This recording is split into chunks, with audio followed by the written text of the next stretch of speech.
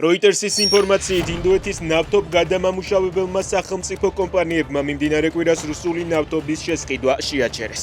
გამოცემა წერს, რომ ამის მიზეზი ფასდაკლებების შემცირება და ტრამპის მიერ მოსკოვთან სავაჭრო კუთხით გამოცემული მკაცრი გაფრთხილება გახდა.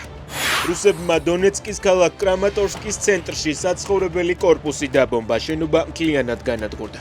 წინასწარი ინფორმაციით არის მსხვერპლიც. არანაირ სასჯელს არ ვიმსახურებთ, მათ შორის რაც ამ აქტშია ჩამოყალიბებული, ამბობს ვოლსკი მეგობარი აქტზე საუბრისას. გუშინ ვაშინგტონში მომუშავე ჟურნალისტმა ალექს რაუპოღლუმ დაწერა, რომ იმ სამი სენატორიდან, რომლებიც მეგობარი აქტის სწრაფად მიღებას აფერხებდნენ, ერთ-ერთმა პოზიცია შეცვალა.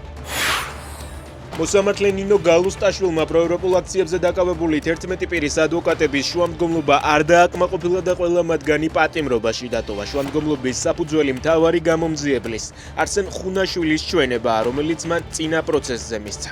ხუნაშვილმა თქვა, რომ ბრალდებულების ერთმანეთთან ნაცნობობა და პირდაპირი კავშირი დანაშაულის ორგანიზატორებთან დადგენილი არ არის.